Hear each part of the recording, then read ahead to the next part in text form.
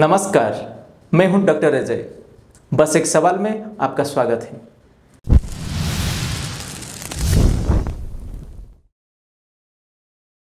– 2025 तक ब्रिक्स का total GDP triple P के हिसाब से G7 से आगे निकल चुका है। ट्रिपल पी क्या होता है? परचेजिंग पावर पैरिटी एक आर्थिक मापक है, एक आर्थिक मानदंड है जो अलग अलग देशों की मुद्राओं को उनके समान व्यय के आधार पर तुलना करता है।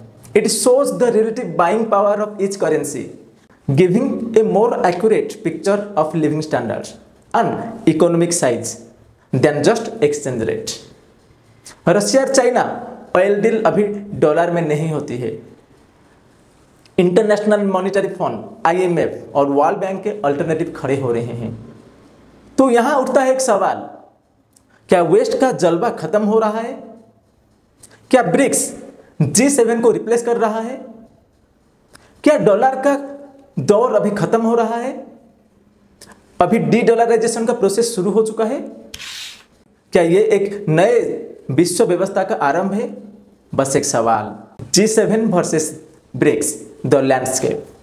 G7 यानी जो सेकेंड वर्ल्ड वॉर के बाद जो वेस्टर्न वर्ल्ड उभर के आया था, जिनमें प्रमुख थे US, France, Britain, Germany, Italy, Japan and Canada. और इसको ऐसे भी हम बोल सकते हैं the developed seven. And BRICS क्या है? ब्रिक्स ये एक डेवलपिंग नेशन का समूह है जिनमें Brazil, Russia, India, China and south Africa. Initially ये 5 मेंबर थे। अगर उससे पहले जाए, उससे पीछे जाए तो सिर्फ ब्रिक था, ब्राजील, रशिया, इंडिया, चाइना। बाद में ब्रिक्स बना, अभी वो एक्सपांड कर रहा है। अभी हम बोल सकते हैं ब्रिक्स प्लस। वो 5 मेंबर, 5 सदस्यों के अलावा Egypt, UAE, Iran and Ethiopia वो भी ब्रिक्स में शामिल है। BRICS controls around 40 to 45% of global population. अगर ब्रिक्स का टोटल पॉपुलेशन की हम बात करें तो विश्व का जितने भी पॉपुलेशन है, विश्व में जितने जनसंख्या है उनका 40 से 45% होगा। टोटल वर्ल्ड का पॉपुलेशन अगर 8 बिलियन होगा, सिर्फ ब्रिक्स का पॉपुलेशन 3.2 बिलियन। और G7 डेवलप्ड नेशन का समूह है। G7 कंट्रीज वो टुगेदर सिर्फ 9 से 10% वर्ल्ड पॉपुलेशन है, जो भी 1 बिलियन से कम है। To be very precise, to be very exact, वो 780 मिलियन पीपुल है। ट्रिपल पी के हिसाब से अगर 2024 का हम एस्टिमेट देखेंगे तो ब्रिक्स G7 को भी पीछे छोड़ चुका है। ब्रिक्स का जीडीपी परचेजिंग पावर पैरिटी के हिसाब से अभी $58 ट्रिलियन। वहीं G7 का जीडीपी परचेजिंग पावर पैरिटी के हिसाब से $52 trillion USD। Oil, petroleum, natural gas, minerals, ये सब में ब्रिक्स आगे हैं। इन सब में ब्रिक्स G7 को पीछे छोड़ चुका है। रशिया की बात करें, ऑयल एंड नेचुरल गैस दुनिया के सबसे बड़े निर्यातक देशों में एक है। मिनरल्स की बात करें, कोल, निकल, गोल्ड, यूरेनियम भरपूर मात्रा में पाया जाता है रशिया में। ब्राजील की बात करें, Brazil has the large offshore reserve of oil and natural gas. Iron ore, bauxite, gold, manganese ये सब भी ब्राजील में पाया जाता है। India coal, iron ore, bauxite, mica, बहुत सारा नेचुरल रिसोर्सेस में भरमार है। थोरियम रिजर्व की बात करें, दुनिया में सबसे बड़े में से एक है। तो बाकी ब्रिक्स कंट्री की बात करें, वो भी आगे बढ़ रहे हैं। तो in terms of purchasing power and population BRICS already overtake कर चुका है G7 को। क्या मतलब है उसका? Does that mean the power has shifted? Does that mean the power has shifted from west to south और नॉर्थ टू साउथ? डी-डॉलराइजेशन का प्रोसेस शुरू हो चुका है। तो क्या है वो de-dollarisation process? Is it really happening? De-dollarisation का मतलब है विश्व व्यापार और अर्थव्यवस्था में US डॉलर पर निर्भरता को कम करना। जो डिपेंडेंसी US डॉलर पर था उसको कम करना। लेकिन क्यों हो रहा है? क्या दिक्कत है US डॉलर में? दिक्कत US डॉलर में नहीं, दिक्कत US में है। पहला क्या कारण है? US sanction risk. US अपनी करेंसी के जरिए अन्य देशों पर इकोनॉमिक रिस्ट्रिक्शन लगा सकता है, अन्य देशों को दबाव में डालता है उसकी बात मनवाने के लिए। दूसरा बोल सकते हैं करेंसी स्टेबिलिटी। अपनी लोकल या रीजनल करेंसी का उपयोग करने से लोकल इकोनॉमी ज़्यादा स्टेबल होता है और अपनी मुद्रा का प्रयोग देश की अर्थव्यवस्था के लिए लाभदायक भी होता है। तीसरा बोल सकते हैं अल्टरनेटिव भी उभर के आ रहे हैं, स्ट्रेंथनिंग अल्टरनेटिव्स, जैसे कि चाइनीज युआन और you can say Chinese renminbi, the Chinese currency, euro, gold standard या ब्रिक्स करेंसी जैसे अल्टरनेटिव का उपयोग बढ़ रहा है। तो ये जो नॉन डॉलर या डी डॉलराइजेशन का प्रोसेस शुरू हो चुका है। Why there is a rise in trade non dollar currencies. पहला ये बोल सकते हैं रशिया और चाइना, दो बहुत बड़े देश, मजबूत देश, वो अपने बीच में ट्रेड काफी हद तक युआन और रूबल में करते हैं, ना कि यूएस डॉलर में। इंडिया रशिया की बात करें, वो रूपी रूबल ट्रेड में करते हैं। इंडिया कुछ ऑयल इंपोर्ट्स भी रूपी और रियाल में करता है जो ईरान के साथ है। यूएई की बात करें तो इंडिया और यूएई के बीच में रूपी और दिरहम में ट्रेड हो रहा है। यूएई एंड इंडिया, उनका जो ऑयल डील है वो अभी थोड़ा बहुत रूपी में भी हो रहा है। ब्रिक्स कॉमन करेंसी की बात कर रहा है क्योंकि वो चाहता है डॉलर के ऊपर उनका डिपेंडेंसी कम हो। सेंट्रल बैंक्स की बात करें वो गोल्ड रिजर्व्स बढ़ा रहे हैं और डॉलर का जो एसेट है, डॉलर एसेट कम कर रहे हैं। जो यूएस का आदत है अपना बात मनवाने के लिए दूसरे के ऊपर सैंक्शंस लगा देना, वो भी कम करने के लिए, फिनेंशियल सोवरेनिटी के लिए, फिनेंशियल इंडिपेंडेंस के लिए बाकी देश भी यूएस के डॉलर के ऊपर डिपेंडेंसी धीरे धीरे कम कर रहे हैं। क्या यह बोलना सही होगा? अभी जो डॉलर का दबंगगिरी था, जो दबंग इमेज था, अभी चैलेंज हो रहा है। क्या दुनिया नया करेंसी ब्लॉक की तरफ बढ़ रहा है? ये जो डी डॉलराइजेशन का प्रोसेस है उसके तहत दुनिया पर क्या असर होगा? पहला बोल रहा है मल्टीपोलर करेंसी सिस्टम। सिर्फ एक करेंसी पे डिपेंडेंसी कम होना चाहिए, सो मल्टीपल डॉलर सिस्टम आना चाहिए, बहुमुद्रिक व्यवस्था। दुनिया सिर्फ डॉलर पर डिपेंड नहीं रहना चाहता है। और क्या है? Rise of regional currencies. जो रीजनल करेंसी है वो भी उनका प्रभाव बढ़ता जाता है, जैसे कि युआन की बात करें, रूपी की बात करें, यूरो की बात करें, उनका प्रभाव, उनका इंपोर्टेंस पे अभी धीरे धीरे बढ़ रहा है।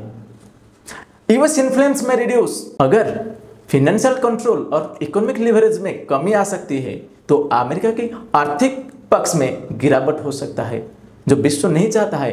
तो अमेरिका अपनी बात मनवाने के लिए अपनी मर्जी का कुछ करे, सैंक्शंस लगा दे दूसरे के ऊपर। Why the world is frustrated with dollar? क्या दिक्कत है अमेरिका और अमेरिकन डॉलर के साथ? अमेरिका अनलिमिटेड डॉलर छाप सकता है क्योंकि यूएस डॉलर अभी दुनिया की मुख्य रिजर्व करेंसी है। इससे विश्व में पैसे की मात्रा बढ़ जाती है, जो उन देशों में महंगाई लाता है जो व्यापार के लिए डॉलर पर निर्भर हैं। गरीब और विकासशील देश सबसे ज़्यादा सफर होते हैं क्योंकि वे इंपोर्ट्स के दौरान महंगाई झेलते हैं बिना अपनी मुद्रा की ताकत के। Weaponisation of dollar. अपने डॉलर के जरिए विश्व व्यवस्था में एक राजनीतिक और आर्थिक हथियार के रूप में इस्तेमाल करता है, जैसे कि किसी देश को इंटरनेशनल बैंकिंग और व्यापार से बाहर कर देना, स्विफ्ट सिस्टम से बाहर कर देना। ये स्विफ्ट होता क्या है? ये बोल रहा है society for world wide inter bank financial telecommunication. It is a global network that enables secure standardized financial messaging between banks and financial institutions worldwide. It is crucial for international money transfer. अगर कोई देश Swift system से बाहर हो जाता है तो international transactions वो इतना आसानी से नहीं कर सकता। एग्जाम्पल हम देख सकते हैं, ईरान स्विफ्ट सिस्टम से बाहर हो चुका है। 2012 में हुआ था, 2018 में भी हुआ था।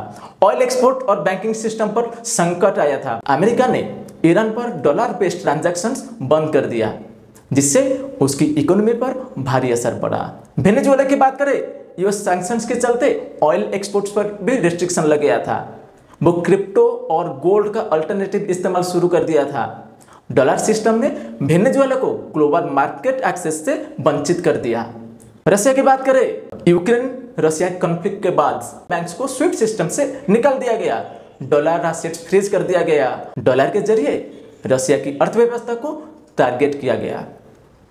ग्लोबल साउथ को एक ऐसे सिस्टम के द्वारा सजा मिलती महसूस होती है जो उन्होंने बनाया ही नहीं। इसी वजह से डॉलर पर निर्भरता से आगे बढ़ने की जरूरत महसूस होता है। लेकिन ये ग्लोबल साउथ है क्या? ग्लोबल साउथ का मतलब है वो विकासशील देश है, जैसे एशिया, अफ्रीका, लैटिन अमेरिकन देश। ये देश अक्सर उन आर्थिक नियमों के शिकार बनते हैं जो उन्हें खुद बनाया ही नहीं, जो अमेरिका डॉलर के हथियार बनते हैं। तो इसका प्रभाव गरीब और न्यूट्रल देश पर पड़ता है। So there is now stronger push towards de-dollarisation, trade in local currencies and multipolar financial system. क्या है वो alternative? Can BRICS truly replace G7? क्या आपको लगता है सच में ब्रिक्स G7 को रिप्लेस कर सकता है? आइए देखते हैं। India China rivalry, the first hurdle. Bharat और चीन के बीच सीमा विवाद, आर्थिक और राजनीतिक प्रतियोगिता चल रहा है। चीन पाकिस्तान का समर्थक है, जबकि भारत क्वाड के साथ है। व्यापार में संतुलन है और सीमा पर सेना तैनात है। युद्ध से बच रहा है पर मुकाबला गहरा है। रशिया अंडर सैंक्शंस, ब्रिक्स की दूसरा एक कंट्री है, दूसरा मेजर पावर रशिया, उस पर वेस्टर्न कंट्री का सैंक्शन भी अभी है। 2022 के यूक्रेन युद्ध के समय से ही उसकी अर्थव्यवस्था और बैंकिंग व्यवस्था को अलग कर दिया गया। अमेरिका और EU दोनों मिलकर $300 बिलियन से अधिक एसेट फ्रीज कर दिया, स्विफ्ट से बैंक को हटा दिया और तेल, डिफेंस और टेक एक्सपोर्ट पर रोक लगा दी। Brazil's unstable leadership, another member of BRICS. Brazil में राजनीतिक अस्थिरता है क्योंकि यहाँ सरकारें बार बार बदलती है। भ्रष्टाचार के मामले रहे हैं और डीप आइडियोलॉजिकल डिवाइड भी है। डिल्मा रूसेफ का इम्पीचमेंट, जायर बोल्सोनारो के विवादित नेतृत्व और रिटर्न ऑफ लुला डी सिल्वा इन 2023 वो देश को डिवाइड किया है। इस अस्थिरता का प्रभाव अर्थव्यवस्था, निवेश और ब्राजील के ग्लोबल इमेज पर भी पड़ता है। There is no BRICS military alliance like NATO. BRICS एक आर्थिक और राजनीतिक संघ है, ना कि नाटो की तरह एक मिलिटरी गठबंधन। इसका सदस्यों ब्राजील, रशिया, इंडिया, चाइना और साउथ अफ्रीका के अपने अलग ही स्ट्रैटेजिक हित है और कुछ के बीच सीमा विवाद है, जैसे इंडिया और चाइना। नाटो के विपरीत ब्रिक्स के पास कोई कलेक्टिव डिफेंस ट्रीटी नहीं है।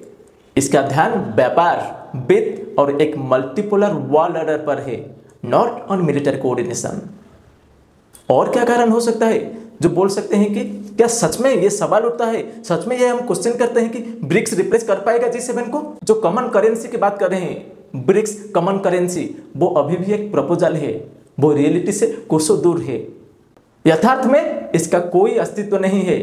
सदस्य देश डॉलर पर निर्भरता कम करने में रुचि दिखाते हैं, लेकिन अब तो कोई आधिकारिक घोषणा, नाम या लॉन्च का डेट अभी नहीं आया है।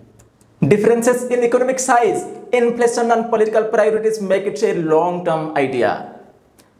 G7 still dominates in the technology, finance and military sphere. BRICS बढ़ता है। BRICS are development. BRICS का growth on the basis of purchasing power parity, वो भी बढ़ रहा है। लेकिन G7 अभी भी टेक्नोलॉजी, ग्लोबल फाइनेंस और मिलिट्री पावर में बहुत आगे है। अमेरिका, जापान, जर्मनी जैसे देश इनोवेशन में अग्रणी है, बड़ा फाइनेंशियल इंस्टीट्यूशंस पर नियंत्रण रखते हैं और उनकी रक्षा शक्ति काफी विकसित है। ब्रिक्स बढ़ रहा है, लेकिन G7 holds the edge in the hi-tech and strategic strengths. BRICS के सपने बड़े हैं, लेकिन रास्ता बहुत ही मुश्किल है। G7 की यूनिटी और मिलिट्री स्ट्रेंथ अभी भी अनमैच्ड है। The rise of global south. G7 अभी भी पावरफुल है। इसका मतलब यह है क्या ब्रिक्स का वैल्यू कुछ नहीं है, ब्रिक्स का मोल कुछ नहीं है, ग्लोबल साउथ राइज नहीं कर रहा है? नहीं, ग्लोबल साउथ इज राइजिंग। वो ये बताता है ब्रिक्स का जो बैंक है, जो new development bank that gives loans without western conditions. BRICS bank, जिसे आधिकारिक रूप में न्यू डेवलपमेंट बैंक कहते हैं, जो 2015 में स्थापित किया गया था ताकि ब्रिक्स और अन्य विकासशील देशों में इंफ्रास्ट्रक्चर और डेवलपमेंट प्रोजेक्ट को फंड किया जा सके। इसका उद्देश्य वर्ल्ड बैंक और IMF जैसे पाश्चात्य नेतृत्व वाले इंस्टीट्यूशन का विकल्प देना था। अफ्रीकन नेशंस, एशियन और Latin American countries they want fairer terms. Way IMF और वर्ल्ड बैंक जैसे संस्थाओं में अधिक प्रभाव चाहते हैं और बिना कठिन शर्तों के विकास के लिए फंडिंग चाहते हैं। क्या यह गलत है? नहीं ना। ये देश ब्रिक्स जैसे प्रयासों का समर्थन करते हैं ताकि एक अधिक संतुलित और बहुप्रक्रिया विश्व व्यवस्था बन सके, जो बोलते हैं multipolar world order. They are choosing BRICS over IMF and world bank. Many developing countries IMF और वर्ल्ड बैंक के बजाय ब्रिक्स संस्थाओं के तरफ बढ़ रहे हैं। दे prefer BRICS less stringent conditions, more respect for sovereignty and efforts to create a multipolar financial system। ये शिफ्ट वेस्टर्न कंट्रीज और उनका फंडिंग एजेंसी के प्रति असंतोष का प्रकट करता है, जिसका एग्जाम्पल ब्रिक्स का एक्सपेंशन पे पता चलता है। जैसे Argentina, Egypt, Ethiopia, Iran, south Arabia and UAE, United Arab Emirates जैसे देश ब्रिक्स प्लस में शामिल होते हैं। Silent rebellion is underway and it's being led by countries who have long felt left out of the Western system। तो सवाल यह है, क्या ब्रिक्स एक नई दुनिया का नक्शा तैयार कर रहा है? क्या डॉलर की गद्दी सच में हिल रहा है? क्या ये सिर्फ एक इल्यूजन है? आपका जवाब क्या है?